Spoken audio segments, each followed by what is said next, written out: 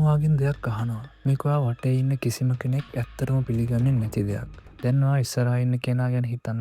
අද උදේ ඔයාට hina වුණ ඔයාගේම ඔෆිස් එකේ යාළුවා නැත්නම් මම හොඳින් ඉන්නවා කියපු ඔයාගේම හොඳම මිතුරා. මේ කවුරුත් ඔයාට පෙන්වන්නේ එයාගේ ඇත්තම ස්වරූපෙ නෙමෙයි. එයා පෙන්වන්නේ ඇත්තම මනුස්සයව නෙවෙයි. ඇත්තම කිව්වොත් ඔයත් එහෙමයි.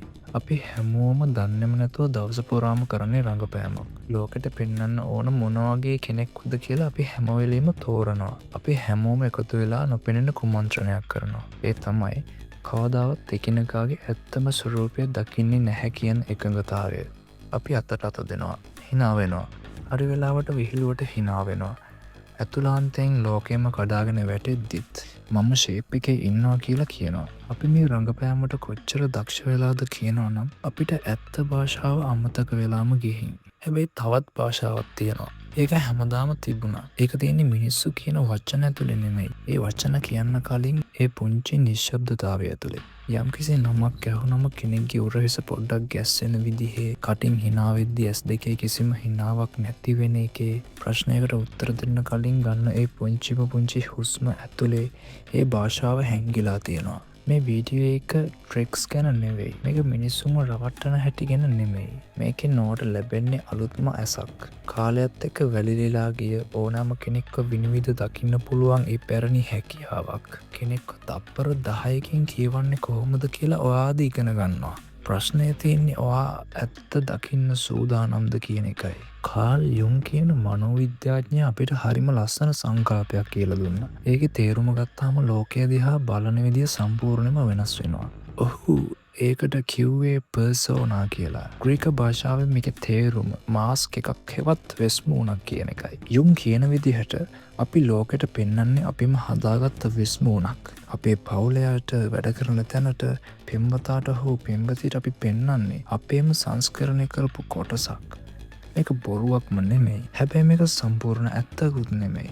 මෙතන තියෙන භයානකම දේ තමයි ඇතැම් මිනිස්සු මේ වෙස්මුණ කොච්චර කාලයක් දාන් ඉන්නවද කියනවනම් එයාට තමන්ගේ ඇත්තම ස්වරූපය අමතක වෙලා යනවා. ජපාන් සංස්කෘතියේ මේකට ලස්සන වචන දෙකක් තියෙනවා. ඔමෝටේ සහ ඌරා. ඔමෝටේ කියන්නේ ලෝකෙට පේන්න තියෙන මතු පිට පෙනුම. ඌරා කියන්නේ කාටවත් නොපෙනෙන ඇතුළාන්ත ඇත්ත.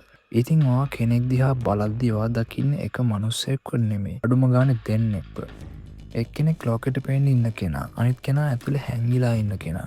මේ දෙන්න අතර තියෙන ඒ හිඩැස නැත්තම් ගැප් එක ඇතුලේ තමයි සත්‍ය සැඟවිලා තියෙන්නේ. ඒ හිඩැස දකින්න ඉගෙන ගන්න එක තමයි ඕනම කෙනෙක්ව කියවීමේ රහස.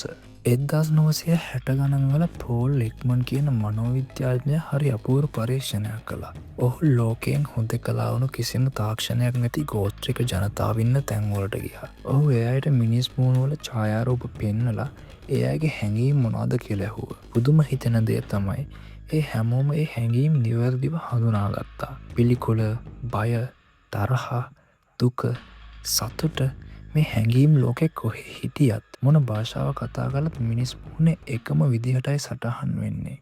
එක්මන් මේවට කිව්වේ යුනිවර්සල් ඉමෝෂන්. හෙවත් විශ්වීය හැඟීම් කියලා. අපේ මොළය මේවා පාලනය කරන්නේ අපේ අවසරයක් නැතුවයි. හැබැයි වැදගත්ම දේ තමයි මයික්‍රෝ එක්ස්ප්‍රෙෂන්ස්.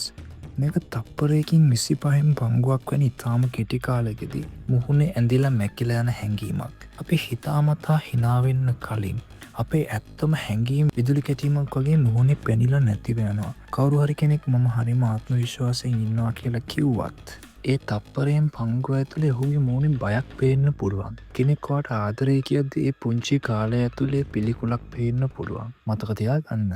අපේ මොළය දක්ෂ නළුවෙක් වෙන්න පුළුවන්. හැබැයි අපේ මොළය කියන්නේ ඒ රංගපෑමේ තියෙන සිදුරු සහිත වේදිකාවක්. ඒ සිදුරු අතරින් ඇත්තම එළිය හැමදාම එළියට එනවා. මිනිසා වචන සොයාගන්න කලින් අපේ ශරීරය කතා කරන්න පටන් ගත්තා. වචන කියන්නේ හරිම අලුත් දෙයක්. හැබැයි ශරීර භාෂාව කියන්නේ වසර මිලියන ගාණක් පරණ දෙයක්. මනෝවිද්‍යාඥයන් කියන විදිහට අපි කරන සංනිවේදනයෙන් වචන වලට ලැබෙන්නේ හරිම පොඩි ඉඩක්. ඉතින් හැමදේම තීරණය වෙන්නේ අපේ කටහඬේ ස්වරය සහ ශරීරයේ ඉරියව් මතයි. මෙතනදී ඔයා ඉගෙන ගන්න ඕන වැදගත්ම දේ තමයි බේස්ලයින් බිහේවියර්. නැත්නම් සාමාන්‍ය හැසිරීම. සෑම කෙනෙකුටම තමන්ටම ආවේනික සාමාන්‍ය හැසිරීමක් තියෙනවා. ඒ අය ඉඳගෙන ඉන්න විදිහ, අතපය හොලවන විදිහ සාමාන්‍ය වෙලාවට කොහොමද කියලා මුලින්ම නිරීක්ෂණය කරන්න. යම් වෙලාවක සාමාන්‍ය රටාවෙන් ඔවුන් බැහැර වෙනවා නම් ඒ කියන්නේ එතන මොකක් හරි අවුලක් තියෙනවා. උදාහරණයක් විදියට නිතරම අතපය හොලවලා කතා කරන කෙනෙක් හිටිය හැටියෙම ගල් වුණොත් නැත්නම් නිතරම ඇස් දිහා බලන කෙනෙක් හිටිය හැටියෙම බිම බැලුවොත් ඒකෙන් කියවෙන්නේ එයාගේ ඇතුලේ මොකක් හරි වෙනසක් වෙනවා කියන එකයි.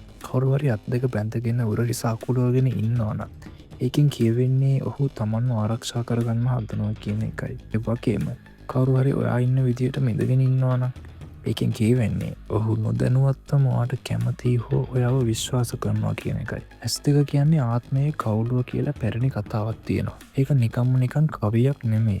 ඒක විද්‍යාත්මක ඇත්තක්. අපේ ඇස්වල තියෙන කළු ඉංගිරියාව අපිට පාලනය කරන්න බැහැ. අපිට දෙයක් ගැන ආසාවක් උනන්දුවක් ඇති වුණොත් ඒ කළු ඉංගිරියාව ලොකු වෙනවා. අපිට බයක් හෝ පිළිකුලක් දැනුනොත් ඒක කුඩා වෙනවා. ඒ වගේම බලන්න කෙනෙක් ඇස් අංගන විදිහ.